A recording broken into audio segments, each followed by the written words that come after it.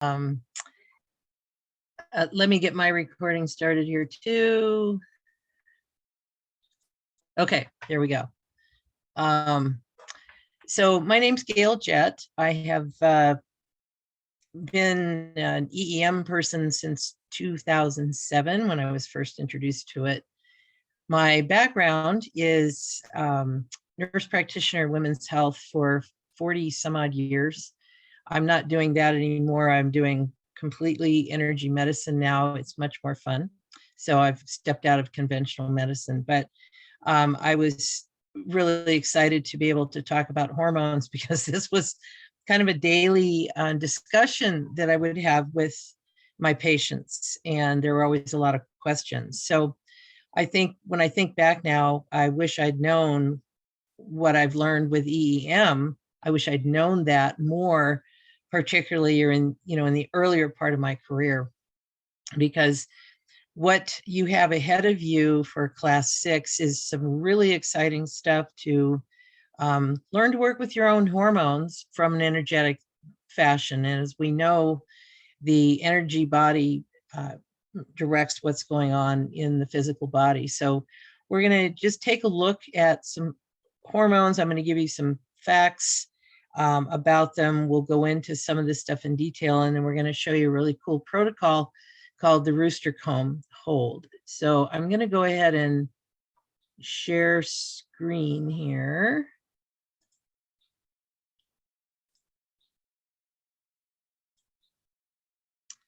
And okay, there we go. And let's see, with questions, I have no problem with people asking questions. For me, it's easier if you raise your hand, or excuse me, if you just unmute yourself if you're muted and just say, Gail, I have a question. I don't always watch the chat, so it may, may get a little full, and I'm not ignoring you, but I'm going to be paying attention to what we're doing here. So we're going to go ahead and get going. And one of the things I wanted to just go over for you is most of this is in your handout, and I just kind of wanted to bring it in as we look at this whole topic. But I have added a few things, and then I will let you know when those things are not part of your handout, so if you want to make a note. But I thought we'd take a look first at some hormone fast facts. And the first thing is the word hormone means messenger or to excite in, I believe it's Greek. And so a hormone is a substance that is secreted in the body by a particular gland, mostly a gland, sometimes organs as well, but secreted, and it causes a change somewhere in the body, quite often in an organ or a structure and that kind of thing. So that's what hormones are. They are messengers. They cause things to happen. And one of the things that I wanted to mention, this piece is not in your particular course book this time, but one thing to keep in mind, and this is all, we went over this in year 1, class 4, and that is the chakra system. And don't forget that each endocrine system is also governed by a chakra, and that's very important. So, keeping our chakras in good working energetic order is also key to a better functioning endocrine system, overall. So it's important to take a look at the fact that there's more than 250 hormones in the body. For this evening's talk, we're just going to talk about a very important handful. These are ones that just kind of come up on the forefront on a regular basis with good reason. So we're going to be taking a look at estrogen, progesterone, testosterone, melatonin, thyroid, adrenaline, cortisol, and a little bit on insulin, not too much on that. But it's very interesting to know that it was originally believed that only the endocrine glands in the body made hormones. But now we know that's not entirely the case. We know that the heart makes hormones, the kidneys make specific hormones, the brain does, the skin does, and also some other organs make hormones as well. In fact, we know that the large intestine, this is a little aside, helps with production of neurotransmitters, for example. So that's beyond the scope of what we're going to talk about this evening. But I think it's important to take a look at the heart. I'm not going to go into great detail, but if you're interested in knowing more about it, the Institute of Heart Math talks a lot about heart health and heart hormones. So some important ones the heart makes is something called atrial natriuretic peptide. I can never pronounce that one, or ANP. This is a hormone that is produced by the walls of the atria. The atria are the top chambers of the heart. And when they stretch, they produce this. If they get overly stretched in a case of what we call congestive heart failure, where the heart is working too hard and starting to fail, this can be a marker that we use to determine what's going on with, in terms of the failure. But another one that I think is super important to know, and this is really good, this is not in your course book, and that is oxytocin. And oxytocin is what we call the tend and befriend hormone. Both sexes make it, but women tend to make it more frequently than men. And women make it when we give birth. We make it when we nurse a child. We make it when we hug a friend or a child or any other person.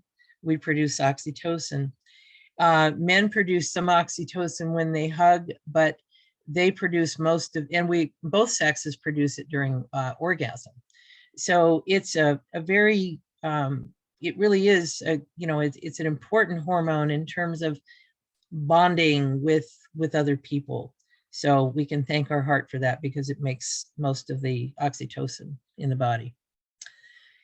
The kidneys also produce hormones. This is not in your course book either, but just again, for just some general knowledge. The kidneys will produce something called erythropoietin, and this is a hormone that is produced in response to low levels of oxygen in the blood. And it's all of the hormones work in a sort of a feedback loop fashion, where if levels get too low of anything, it signals the affected gland that, hey, we need to make more of this. So the erythropoietin will help the kidneys to start producing red blood cells.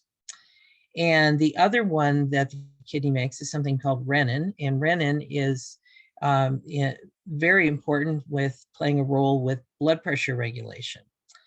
So those are kind of the big ones with the kidneys.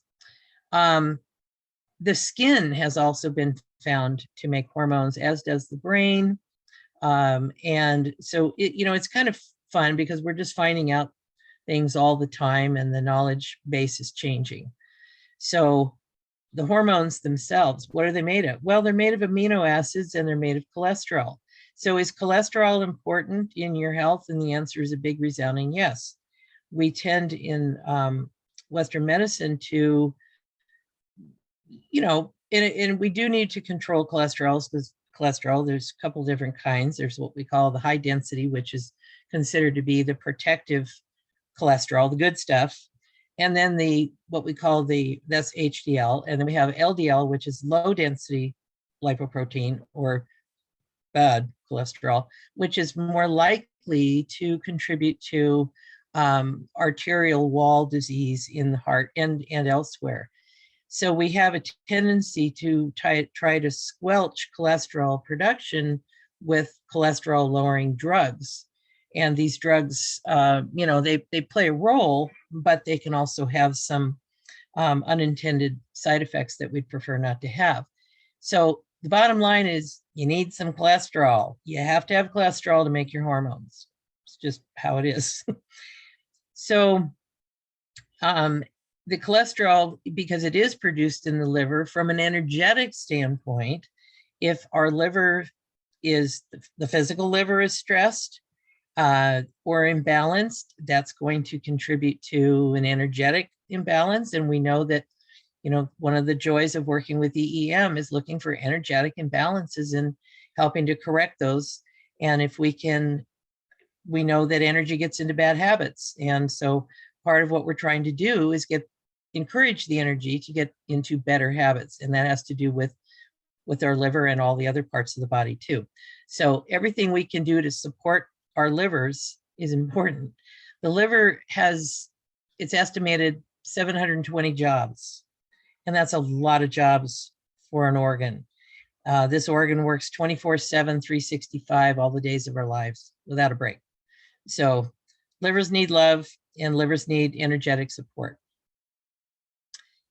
So another important hormone is we take a look at estrogen, since most everybody on the call, as best I can tell, almost everybody is female. Well, here's the deal. Men and women both make estrogen, just so you know. Women, that tends to be the more predominant hormone for us, but men make some too. And the thing is that estrogen production for most of our lives is produced in the ovaries. When we go into menopause, on the other hand, we start making estrogen via the adrenals. Now, what do you think happens to the estrogen known as estrone that is produced by the adrenals if the adrenal glands are really stressed? And we're going to be talking more in depth about the adrenals. I'm not going to in this segment, but in class 6, we'll be looking more in depth at the adrenals and keeping our adrenal glands healthy and happy, because it's having adrenals that are balanced and functioning well is frankly critical to everything else. And it's frankly critical to your basic hormone health as well. So the symptoms of menopause, and again, these are things I wish I'd known in my practice, because in Western medicine, we tend to, give hormonal supplements. And what if we could manage a lot of these symptoms just by training the energy to behave in a more beneficial fashion? So often the symptoms of menopause, which can be hot flashes, anybody who's gone through it, hot flashes, mood swings, night sweats, sleeping difficulties, all these things. What if we start taking a look at this more from an energetic standpoint, knowing that triple warmer governs the thermostat, for example, right? And maybe we need to be giving triple warmer a little bit more credit with all of this. If our adrenals are totally stressed, then we can't make the estrogen known as estrone. It is a little aside, there's 3 types of estrogen that females make. The first one is estradiol. That is the most biologically active estrogen that we make, and that's produced by the ovaries up until the time of menopause. We make another one called estriol, and that is one that is more just tied into pregnancy. It's a pregnancy based estrogen. And then we make estrone, and estrone can also be made by the fat cells, by the way, as well as the adrenals. But estrone is a milder type of estrogen. And I like what Donna has said about hormones. I think it's in Energy Medicine for Women, or one of the times that she's talked about it, is that the hormones that we produce when we're younger, for example, might be a little bit too potent for us as we get older. We're not childbearing. And again, I'm talking about women, so I'm not excluding the men right here, because men don't give birth, but we don't necessarily need those stronger estrogens when we're not going through the process of dealing with menstrual cycles every month and giving birth and all of that. So estrone is basically a milder estrogen. But yes, we still do make some estrogen even after menopause. And it is mostly made by the adrenals and some of it in the fat cells. So some things to consider when we think about hormone production. Stress. You're going to remember this. I just got done teaching fundamentals class 2, and we talked a lot about the neurovasculars. And I would just make a little plug for everybody to remember the power, and I mean power, of your neurovasculars. It's for what we're going to be working with in this protocol. But the neurovasculars are very potent acupuncture points that help to bring blood back up into the brain. So when we go into stress, and triple warmer governs that whole fight or flight thing, we know, and they've done imaging of this, they will see up to 80% of the blood leave the forebrain, and it travels into the body.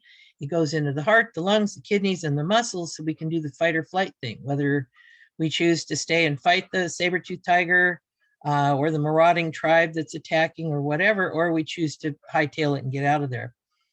Now, the other thing that happens is the adrenal glands are brought right online, because there's an instantaneous production of adrenaline that's mediated through the nervous system. But anybody who's ever had a startle response, you know what I'm talking about, where you've had a near miss or whatever, and you get that kind of shaky, that's adrenaline. Okay. So adrenaline gives you this burst of energy so you can run or fight, as the case may be.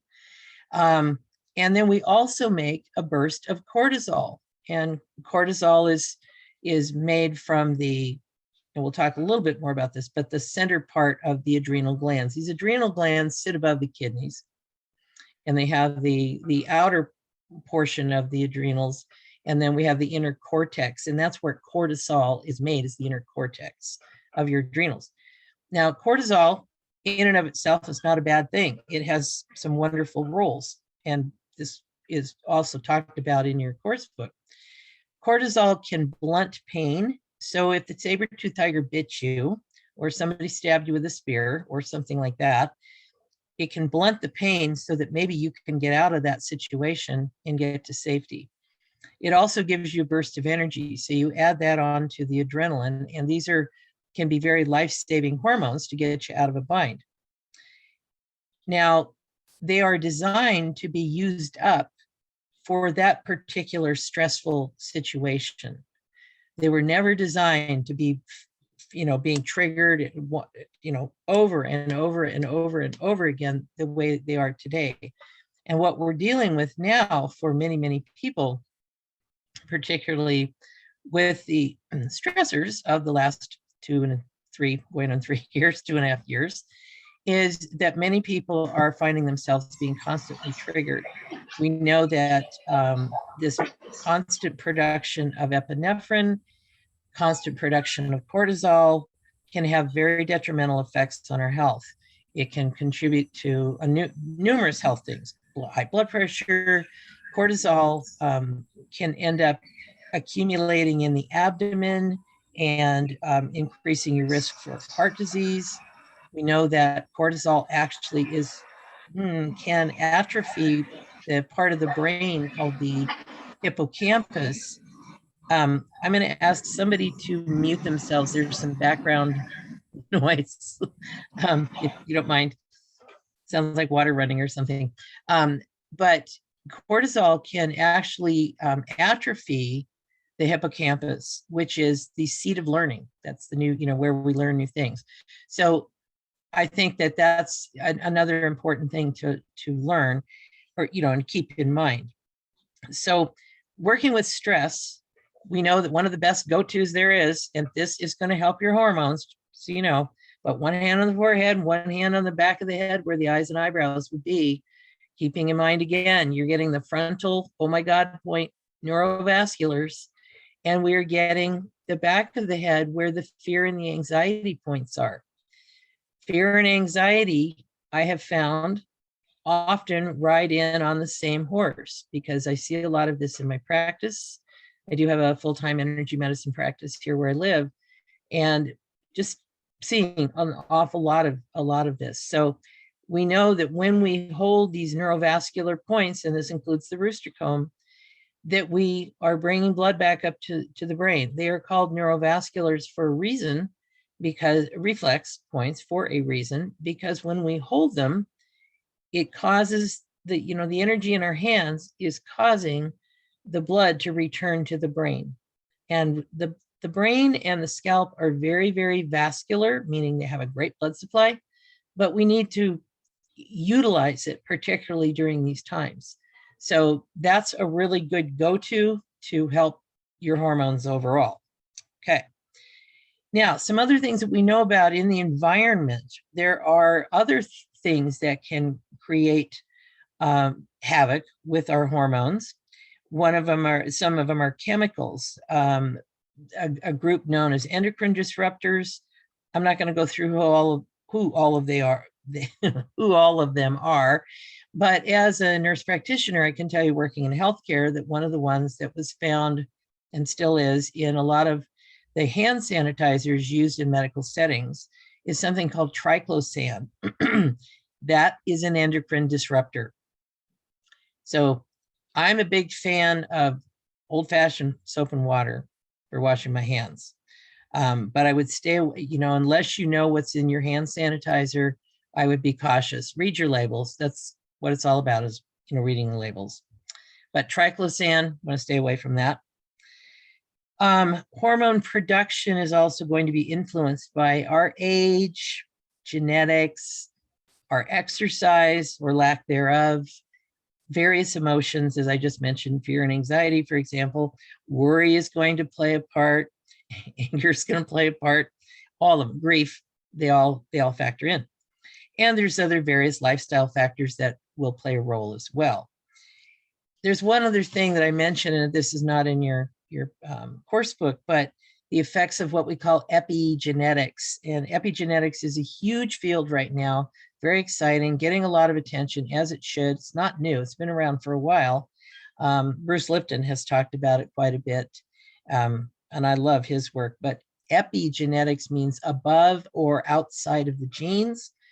And we had been taught that, you are a product of your DNA. You're born, that's your blueprint. It's never going to change. These are the cards you were dealt. That's how Bruce Lipton talks about it. Well, that's not true. We know that our blueprints can change at any time, depending on factors from the environment that can cause genes to express or not to express. And that's kind of where I'm going to leave it for that right now, because that's a whole very exciting topic. So again, this is where I say it's absolutely critical to bring our energy systems into balance. And of course, I can't say enough good about the benefits of the daily energy routine. And I know that Donna has been recommending for quite some time, even, it was even pre-COVID, that we be doing our daily routine twice a day. And because it's, we're being affected by so many things in our environments, it's numerous, right? So the more, because the daily routine, of course, balances all the energy systems. If we can get all the energy systems balanced, it also causes them to work together better. And when everything's cooperating and working together better, you're going to feel better. Your hormones are going to work better, and everything, it's a win-win all the way around. So hormones are basically released into the bloodstream. They are transported through various, some are in the bloodstream, some are transported through various ducts, for example. Some of them, it's just cell diffusion. And when we have an imbalanced energy system, this is going to lead to imbalanced hormone levels, production, and function, function in the physical body as well. We know that these energy interventions, and this rooster comb hold, I just love it because it's super easy and it's very powerful. It can change hormone levels. We know that these interventions can actually support hormone balance, and this can be a great first line of defense without side effects. And you don't have to go to the pharmacy to get it, to go pick it up, right? You've got it right here with you. So basically, it is felt that the way the endocrine system works is, let's see here, there we go, is there are 3 tiers. And the first tier is what we call the hypothalamus. The hypothalamus is a gland. It's kind of deep in the brain, and it's considered a very major gland. It is in charge of hunger, thirst, homeostasis, circadian rhythms, body temperature, as well as many other processes. And it's kind of considered to be the body's endocrine CEO. The second tier, and the other thing that's important about the hypothalamus is it is considered to be both part of the nervous system and part of the endocrine system. So it works as, helping with communication between these two systems. The second tier is what we call the pituitary gland. And the pituitary gland has been often called the master gland. It sits just right below the hypothalamus, and it will get messages from the hypothalamus that signal it. It just says, hey, it's time to make some hormones, time to make some thyroid hormone, or time to make some estrogen or something like that. So it will then start making these hormones. And so we call it kind of the director of manufacturing, so to speak. And then the third part are the target organs themselves. And so these hormones will then circulate, usually through the blood, until they hit the target organ. So let's just say the hormone, TSH, which stands for thyroid stimulating hormone, will then hit the thyroid gland, get to the thyroid gland, the target organ, and start the thyroid to produce what we know, T3 and T4 and that kind of thing. So that's how that works. It'll be a messenger that gets there and says, hey, you need to start making this. Let's see what else. The other target organs, of course, include the ovaries, the testes, and the adrenals. So these are basically considered to be hormone-making factories that are found in the body. Now, while most of our glands and hormones will use this three-tiered system, there's also the pineal gland and the adrenals are a little bit different. So the pineal gland is kind of deep inside toward, deep into the brain here at the top of the head. And that one will connect through the nervous system to make melatonin. That's the hormone of sleep. One of the reasons that sleep has some things to know about just to help your melatonin production is this is not in your course book, but it's important to know. You may already know this, so you can yawn through this if you want, but turning off your laptops and your phones before you go to bed, meaning no looking at the screens unless you've got some sort of a filter on there, like there's one called F-Lux that kind of changes the light to a warmer light, because cold light that is seen during the day coming from a computer screen, phone screen, that kind of thing, can completely interrupt and disrupt melatonin production. So think about that, either limit your screen time an hour or so before you're going to go to bed, or think about using one of those apps like it's f.lux, and it's free. You can get it online. What else did I want to say about that? The adrenals will use the hypothalamus for cortisol production through what we call the HPA axis, which stands for hypothalamus pituitary adrenal axis for the cortisol production. And this will happen where the hormone that is made is something called CRH. You don't need to know this, it's just for interest's sake, but it stands for corticotropin releasing hormone. And then we have also ACTH, which is adrenocorticotropin hormone. They will work together. CRH talks to ACTH, and then they use the nervous system also directly to help to produce adrenaline and cortisol. So again, don't need to know all the mechanics behind that, but the take home is, again, keeping your adrenals balanced, keeping all of your energies balanced. Okay, and let's see.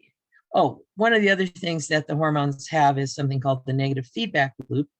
And that is that when there's enough hormone that's been produced, there's a signal sent back saying, hey, we've got enough, so you can stop making it now.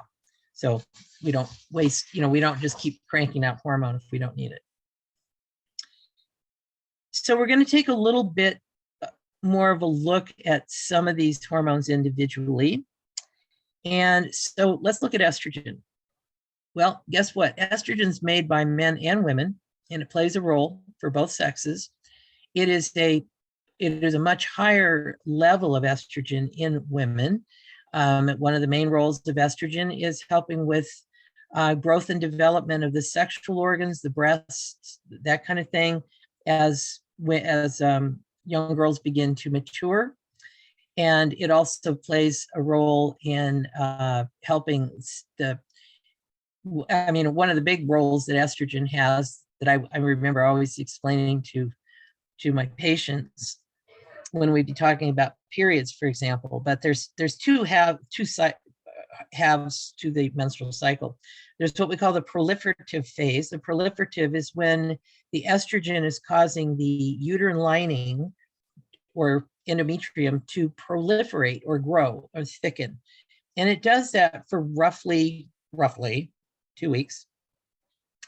And then ovulation is supposed to occur about mid-cycle. And when ovulation occurs, that growth stops because there will be the production of progesterone, and progesterone causes that lining to stop growing and changes it over to something called secretory.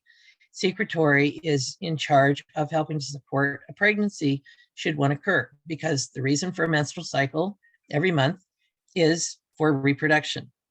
So that's how the normal menstrual cycle is supposed to work. And then the progesterone will be produced for roughly 2 weeks, give or take. And then when it realizes there's no feedback to tell it that a pregnancy occurred, the support for the uterine lining hormonally is then withdrawn, and then we shed the lining, and that's what a period is. So progesterone is also made in men and women, and in women is more tied in with reproductive function. In men, it plays more a role in preventive health. It actually has a precursor effect to testosterone in men.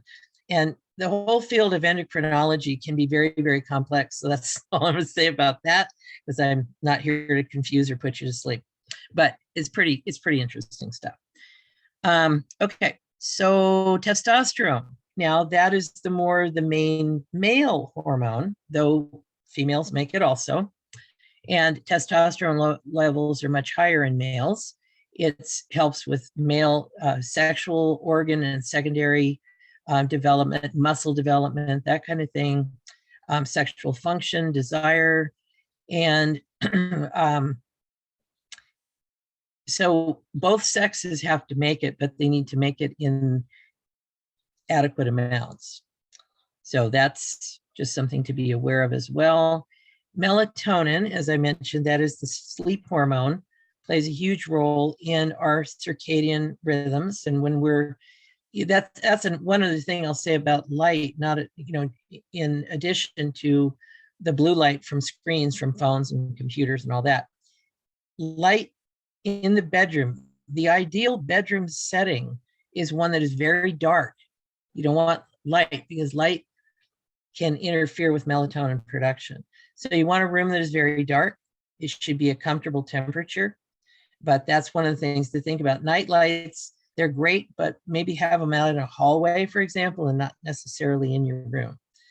If you're sleeping fine without it, then you're somebody that doesn't affect. But if you do have any sleeping issues, that's one of the other things to think about is, ambient light. Okay, thyroid hormone. Thyroid plays a huge role in overall metabolism. Our overall growth and development of the brain and the body.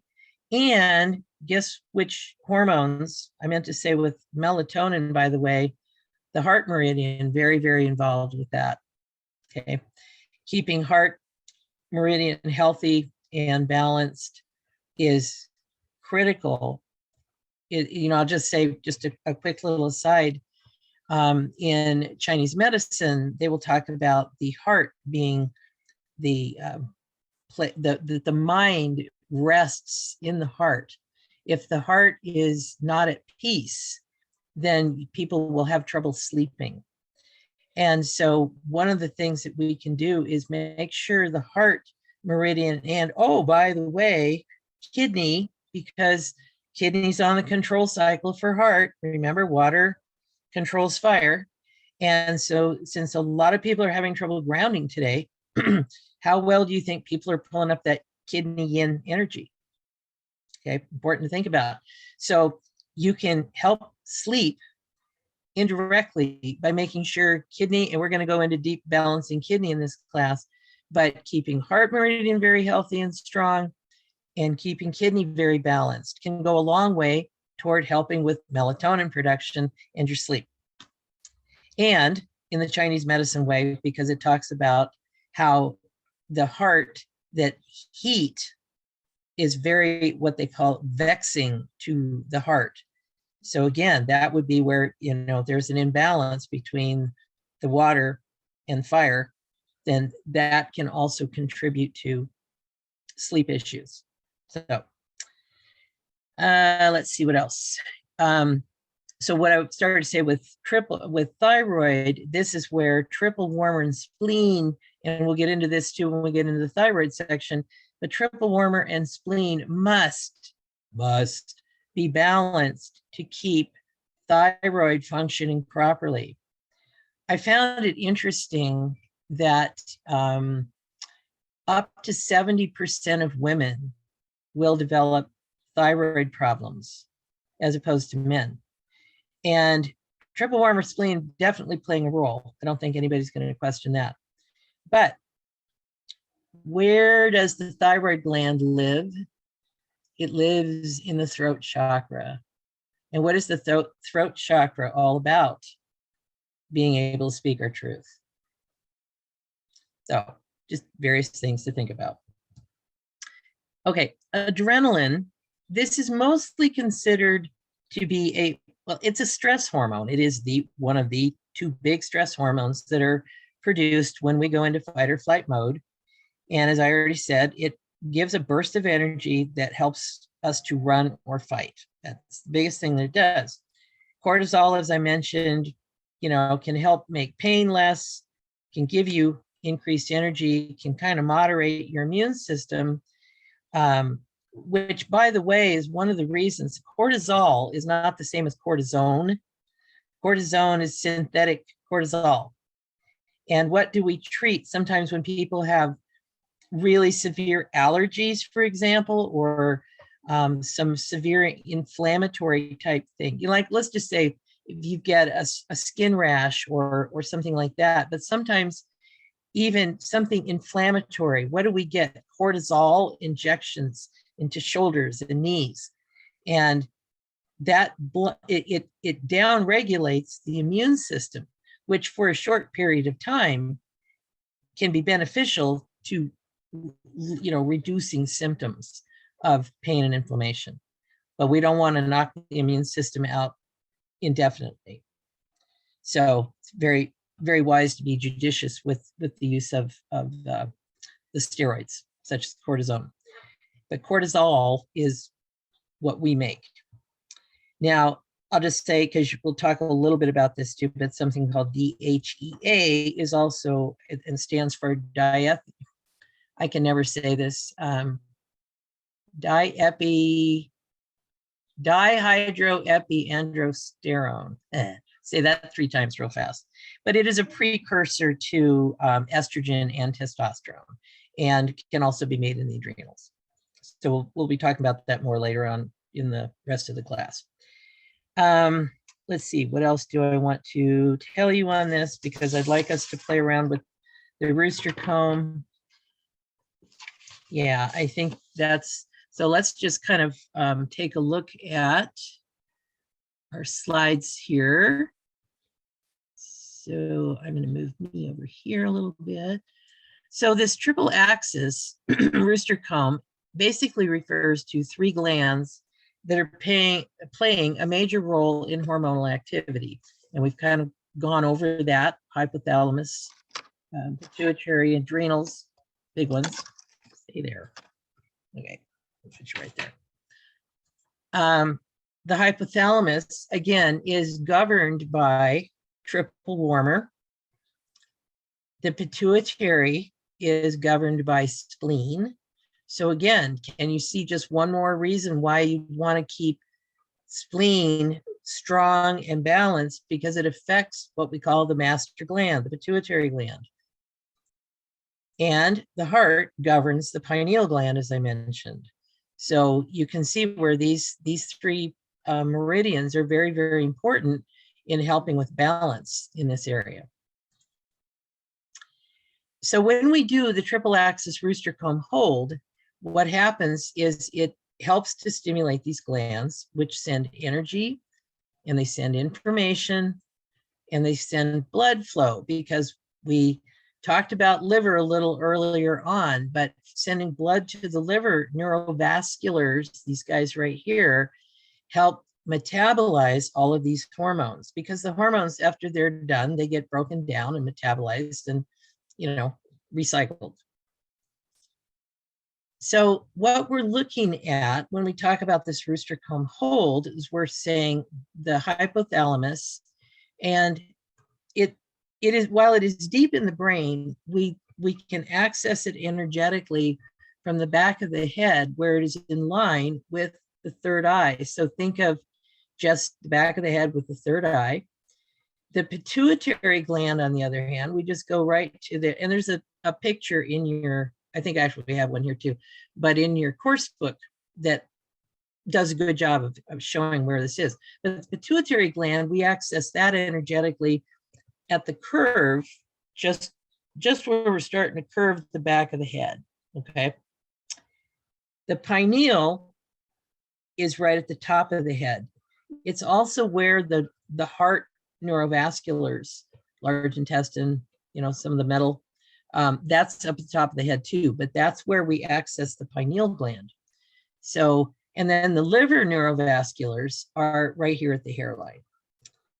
So these points will affect hormone levels, and they correspond with these, again, these points plus the liver neurovasculars. And we call them the rooster comb points. So how we test the triple axis, all right, because that's, we call it rooster comb, but it's the triple axis. Hopefully everybody's clear on that. How we test it. If you're going, we're going to test ourselves this evening, but it's super easy to do this on another person. Everybody knows how to energy test. You're going to use a 3-finger notch, and you can energy localize each point. Okay, so I'm down a little low. The liver right here, pineal right at the top of the head, pituitary, the curve towards where the back of the head, and then your hypothalamus in line with the third eye in the back. You're going to use spleen or circ sex as your test with working with a partner. Okay. Once you know how to do this on yourselves, it's a piece of cake to do it on another person. So as I said, use spleen or circ sex. Now, how do we self-test? Okay, so I'm going to show you a couple ways here this evening. You can do a 3-finger notch on the top of your head. This is what your course book, you know, explains to you. So 3-finger notch, course, top of the head, and then a 3-finger notch just below the turn of the head. So right about here, same as on our model here.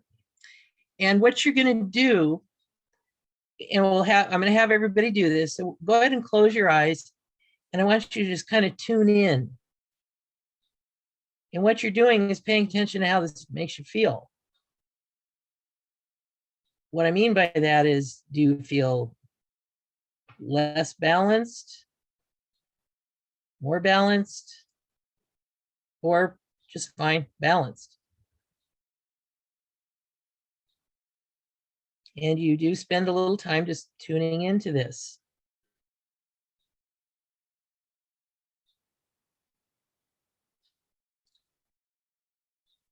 Then, like I said, do you feel balanced, more balanced, or less balanced? If you feel less balanced, your pituitary gland may be energetically imbalanced, because again, we're working with energy here, the energy affecting that gland. Then we're going to go ahead and and test the next one. So you keep your fingers on the top of your head, and you're going to move your other fingers down 1 inch from that first one. Same thing. You don't have to close your eyes. I like to because it makes me kind of be able to go in easier. Same thing. Go in, focus, see how it makes you feel. You feel balanced? You feel less balanced or more balanced?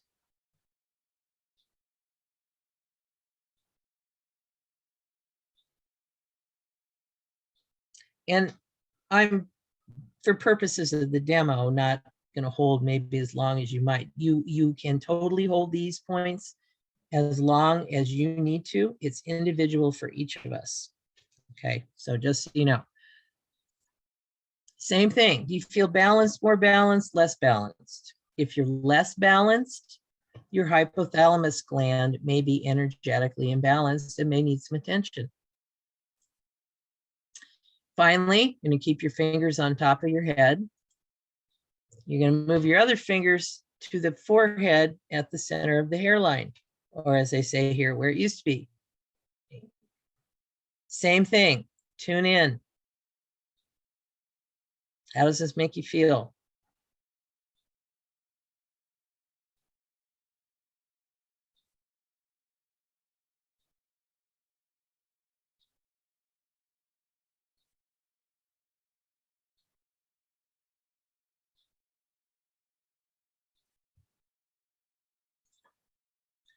Do you feel balanced, more balanced, less balanced? And if less balanced, this means your liver may be the one that's energetically affected this time or imbalanced.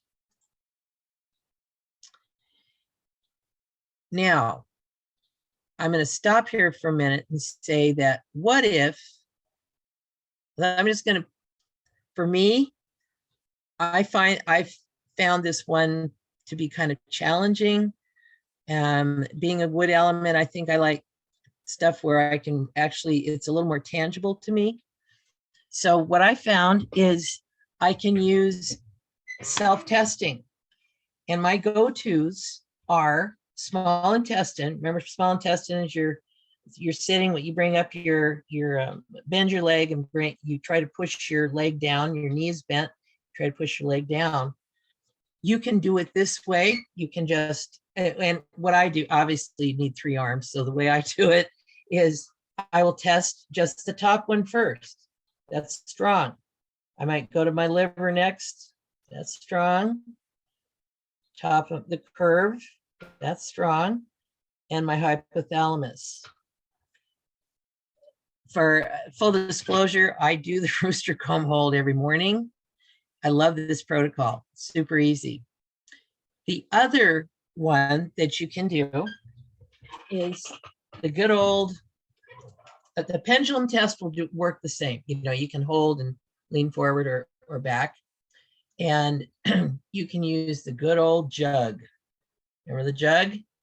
So that word would be the same thing. You can just start with the liver. Okay, we're good there. Pineal, good there. Pituitary, good there. And hypothalamus. So again, jug can be another great one. I like the jug because I think it's the hardest one to cheat with. At least that's what I found for me. So how do we balance the triple axis? If we find out we're out, you know, it either we tune in and we feel less balanced, or we try one of the self-tests. What do? We're going to start with a crown pull. Okay. So good old crown pull.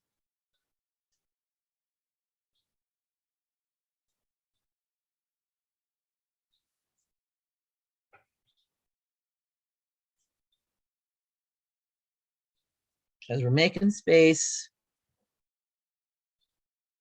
Of course, anytime we touch the scalp, we're stimulating blood flow to come back up.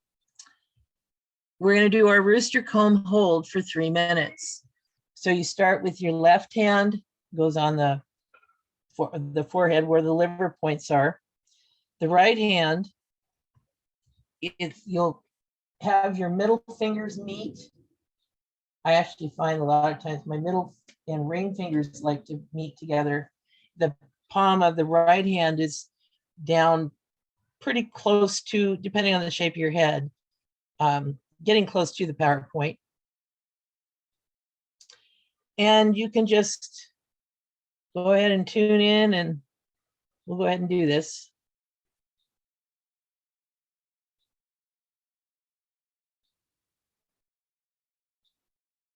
Because you are sending love and support to these glands, to this triple axis and liver, and thanking liver for all of its jobs, everything it does. Gail, if you put your left, so your left hand is right, your palm is on your hairline. Yeah. And your middle finger, that kind of hits that spot, right? The Yeah. front hand? Okay. Yeah. So everybody catch that? Could you re-say it so they're staring at you? Well, re-say this? Yeah, well, just. Oh, yeah. So left hand go, and this is pretty much in your course book. I just added that my fingers are touching. That's just what they like to do. They've done this so many times. But you start with the palm of your left hand on your hairline, so that then the top of your hand is covering over the pineal gland, and then your fingers are going to connect with the fingers of your right hand, and your right palm is covering your fingers. Right fingers are covering more the pituitary area, and then the palm of the hand is covering more the hypothalamus area. And my fingers like to just touch up there at the top of the head. I think yours probably will too. But basically, you go ahead and hold that for 3 minutes. And I think if, it's always useful and helpful to test, to kind of see where you are. And it might be fun, for experiments, if you found out you were out on one or more of those points, to start doing the rooster comb on a daily basis, and then see what happens. And just, how you feel overall, because you're helping to support all these major hormonal centers. It can make a difference. So yeah, there's the picture. So again, palm of left hand stimulates the liver neurons, fingers stimulates pineal gland, and which again is for melatonin, supports the heart. Yeah, Phyllis, go ahead. Okay. What I was wondering, if your hands start pulsing before the 3 minutes, do you still continue to hold them for 3 minutes? Not necessarily. Okay, because it's. Yeah, that's a great question. So thanks for bringing that up, because Donna has said that 3 minutes is a reasonable period of time to get the benefits, whether we're holding strengthening, sedating points, neurovasculars, whatever we're holding, because some of us it will come up quicker. The energy will come up quicker. And that is what we're feeling with the pulsations. So no, you don't have to sit there and go, I'll say it's 3 minutes. Yeah. Once you start to feel that pulsation, you're good. And I have one more question. Yes. For instance, if the ridging on your throat indicates you could have a propensity for Hashimoto's thyroiditis, could doing this exercise basically change the messages to the DNA? Well, it could. Okay. I'm going to say probably. It makes sense that it would. Yes, I think it would be sending earlier messages to the thyroid itself. If that helps. Yeah. Yes, thank you. Yeah, because you're welcome. Because one of the things that Donna has said is that, they've actually done measurements of hormone levels in blood, done some energy interventions, and seen that the levels go up. And I mean, I always used to think about this in my practice with my patients, They always wanted to get a hormone level. And I understand that. But what I would say is, well, you know, it's a snapshot of what is going on for you right now.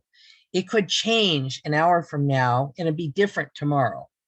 And that's the beauty of having energy tools, because again, if the energy is getting into these less than useful habits, we are coaxing it. We're like, hey, you know, get back into better habits, because that's what we're doing. Is when we start to help to balance the energy field surrounding any gland, any organ, the body, all of the above, we're going to have better results. And that's why I just think this is more powerful than, I would not tell somebody don't take a supplement. That's, or, you know, don't take hormones. That's not what I'm here to say. I'm just saying that if, you know, this can be a great way to augment whatever you're doing. And also, if you choose not to use anything like that, you've got these very powerful energy tools. So, okay. So everybody pretty clear on how to hold. And again, there's this picture is in your course book. So it's there. Gail, are you done with the PowerPoint? I'm done now. Okay, thanks. Yes. So I think there were some questions maybe in the chat. I see 8 chats. I'll look and see. Was it? Sorry, one is when I hold neurovasculars, it doesn't help. I work with triple warmer lots. Any suggestions? When you say you want to add to that? When you say you work with triple warmer lots, because it sounds like it's a 2-part question. Right? Yeah. What are you doing specifically with triple warmer? Bion, are you there? I was just reading your question. If you can clarify. Did she drop off? Oh. Oh, can you unmute? No. Hang on. Oh, well, I think maybe she dropped off. So okay. Robin Vett, so when you test your client, you hold the 2 points together, the top of the head and the point of the curve. Right. Thank you. Yes, I didn't make that clear. Correct. That's good. That's good. Let me say, I'm going to say, Vione, that if you're still here, and I'm just not seeing, because I'm not seeing the whole, but I'll tell you a little trick that I've used and that I give to clients. I'm a big fan of the triple warmer reactivity pose. Why would I say that? Because I talked to Donna about this one time. Here's how I see it. Now, this is just Gail's interpretation, but it kind of made a lot of sense to me. So when we do the OK sign part of it, right, we're hooking up lung and large intestine. We put these on the triple warmer neurovasculars. We're putting these fingers across the forehead and we're taking 3 deep breaths.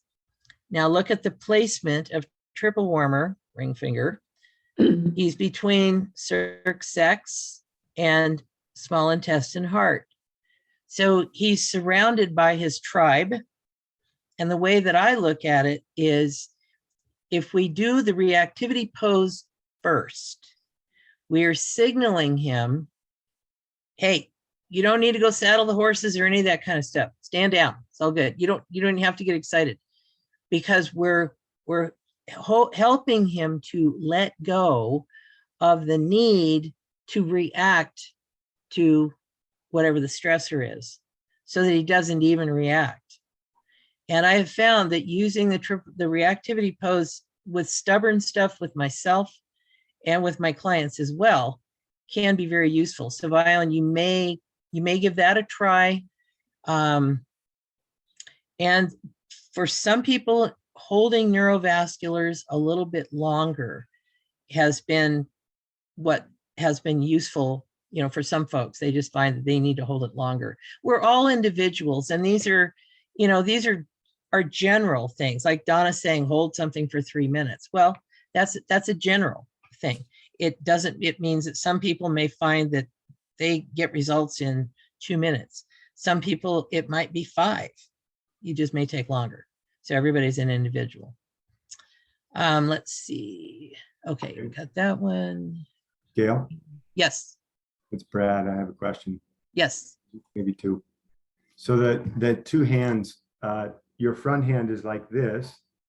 Your back hand Oh, there is you are. going this way, like this. It can't be sideways this way. Well, so what's your, And like this rather than like that, which feels a little less comfortable. with the way, with your, it feels less comfortable the way that we're teaching it or the way that you're, the second way?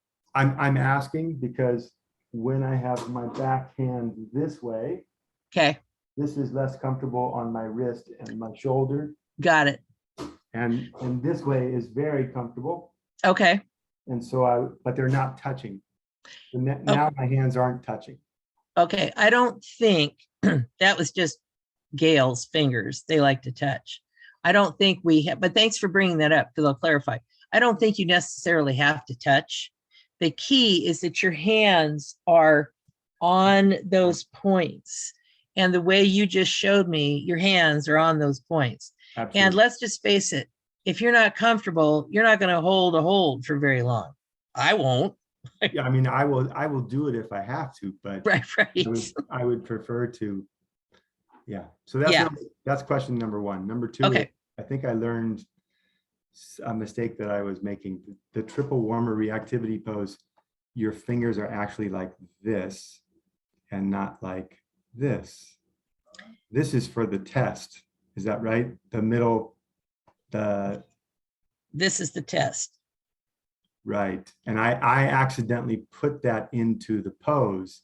So I was doing this here, right? And holding so that my hands look like that, but they should be like this.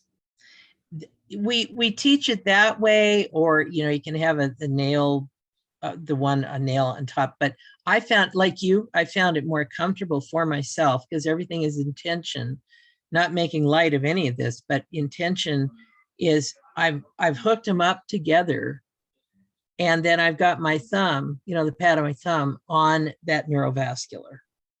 So, keep in mind, intention plays a huge role with this work too. As I tell people, I've held wrong points and still gotten results. And Donna says, where intention goes, energy flows, and the rest is, what we know. Yay. So good questions. Thanks for bringing that up. Thank you very much. You're welcome. And anything else? Any other questions? You can either talk or just raise your little hand if anybody has a question. Yeah.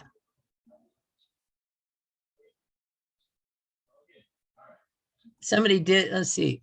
Oh, okay. Yeah. So another, Fiona, another question you had as a nurse, how did I get around the nursing protocols and use EEM? I used EEM in addition.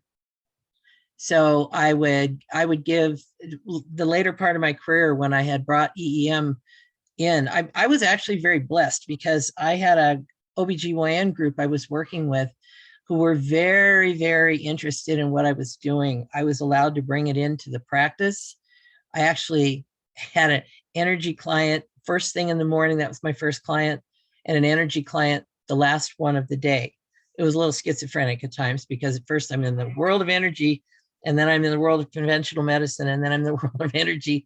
But I did some techniques like chakra clearing, sedating circ sex, things like that in the procedure room when we would do some procedures that are kind of ouchy, okay, and got good results. And so they were all on board with that. So I just added it to what I was already doing, and I would give homework to clients. I gave people the DER all the time. I gave them neurovasculars. Sometimes I would teach them how to hold strengthening or sedating points, triple warmer smoothie, triple warmer spleen hug, that kind of thing. So that's how I did it. Can I add that there are a lot of nurses that have EEM, they're practitioners, and they do a lot in hospitals. Yes, they do. Yeah. Increasingly. Mm-hmm. And I love it. Me too. All right, I'm looking for more people. Any questions? This is pretty easy one. This isn't, Melanie, do you have anything to add? No? it isn't a question, it's a comment related to what you were just talking about. So I'm a primary care family medicine doctor working in a psychiatric facility. And many of the patients are just afraid. And so they won't let me touch EEM on them.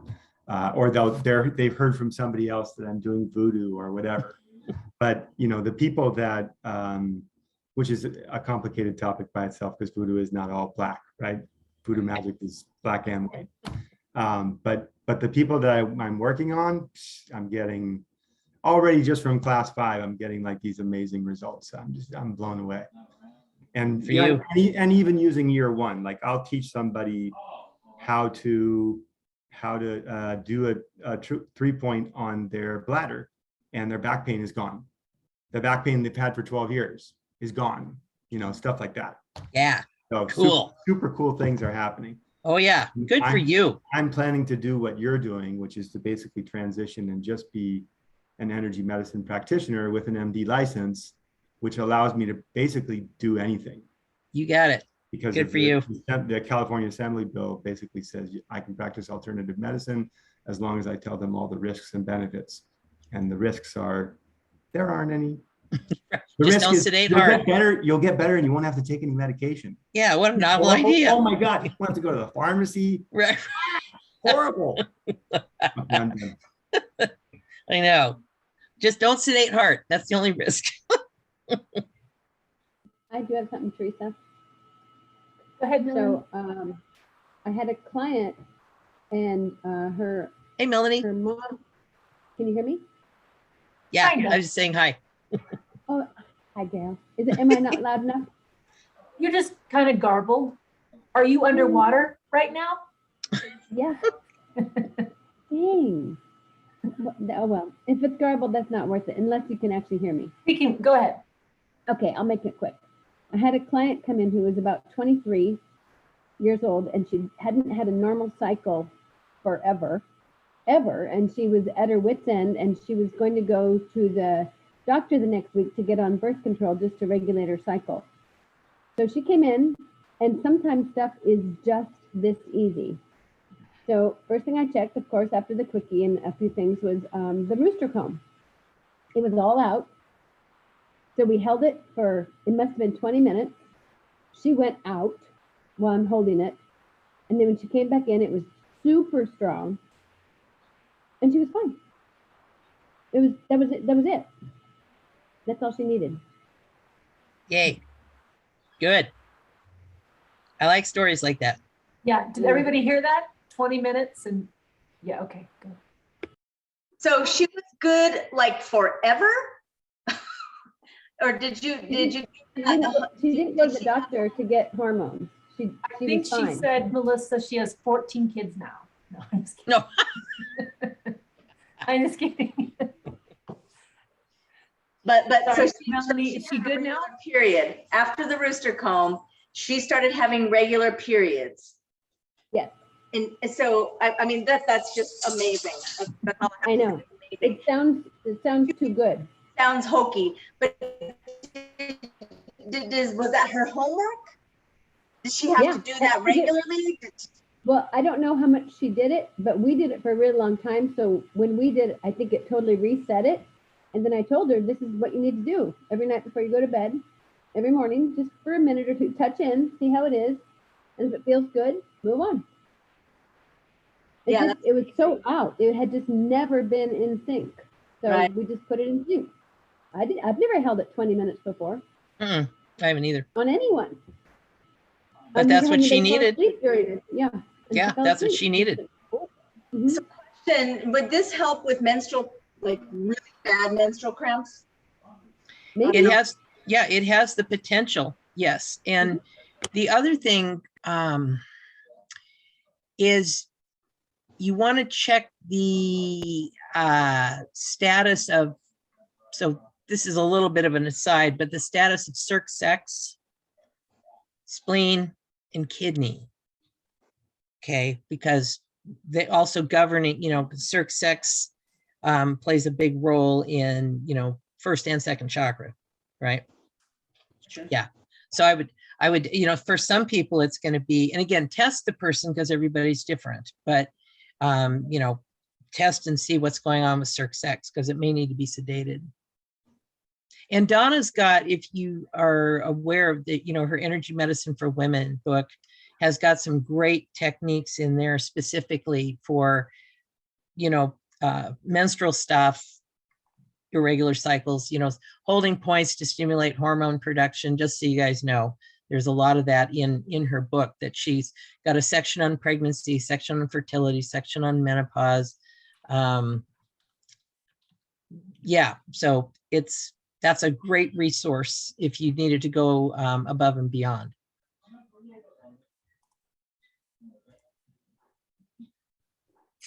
Excellent.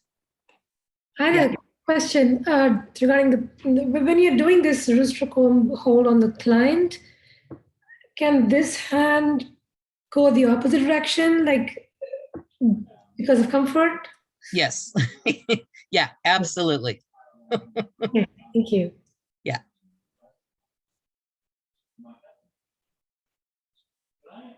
Hey, can you hear me? Can you hear me? Yes, Yes. but I don't know, I can't see you. Yeah. This is Suzanne. Hi, Oh, okay. So yeah, I mean, going through menopause, I've really been struggling with weight, and I suspect that that's because of loss of estrogen. So, you think this could help with that? Partly that, and I would say working with triple warmer and spleen are going to be huge.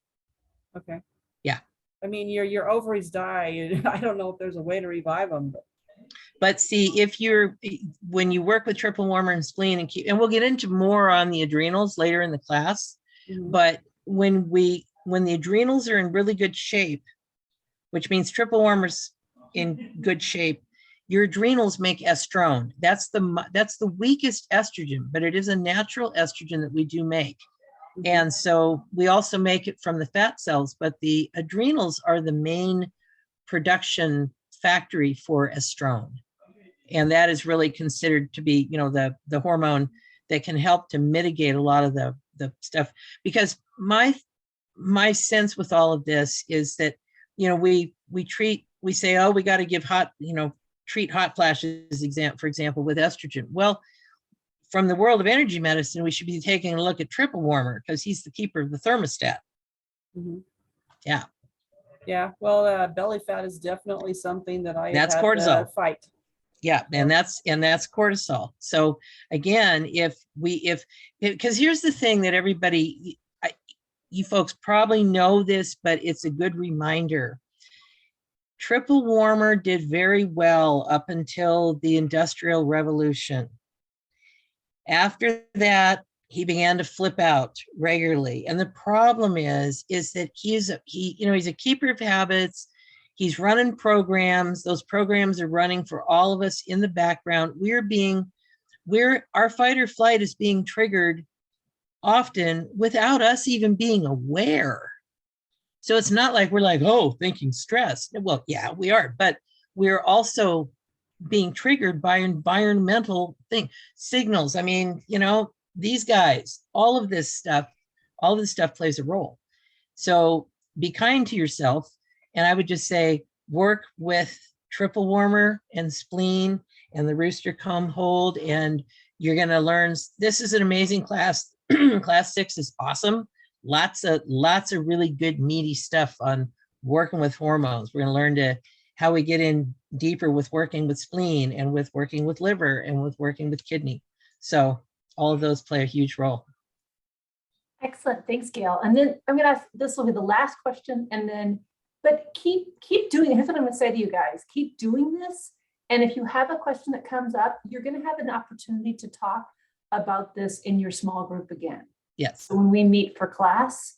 So just keep working it, and then you can talk about what you've noticed or any questions that come up. So when we test the 3 points on the head individually, would we then only hold the points that are out? You can. There's nothing wrong with that. My sense overall, the reason I like to hold them all together is because I think it helps train them to work together a little bit better. So the answer is yes, and yes, you can hold them individually, but I would say, I think holding, because it's like doing the DER, it helps all the systems and they all work better together. So you can certainly hold it by itself. Not a problem. Gail, sometimes I hold these two together Sure. and then, so let's do 1, 2, 3, 4, right? So I hold Right. 1 and 2, 1 and 3, 1 and 4, Sure.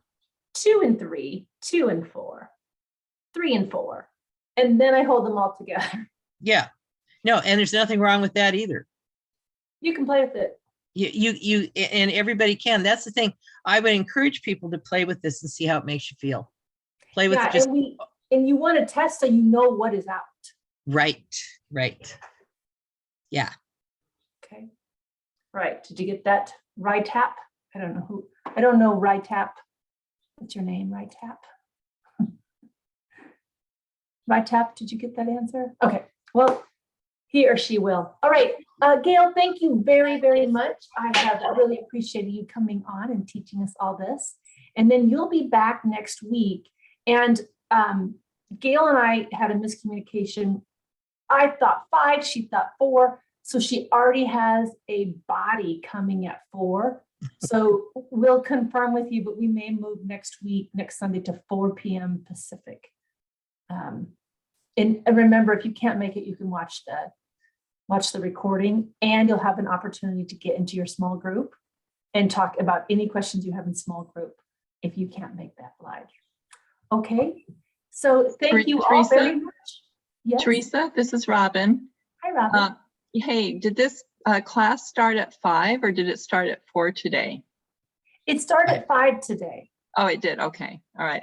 I just hopped on like 5 minutes late. And so when you said that, I was like, oh no, should I miss an hour? No, you only missed a few minutes. Yeah. Okay. Okay. And I Good. started right on time. So if you were Perfect. just Thank you. missed a little bit, you're welcome. All right. Well, I'm going to say adieu and thank you very much. Goodbye, everyone. You all have your Bye-bye, everyone. materials. You're starting to read. Thank you. Thank you. Take care, everyone. Thanks, Ria.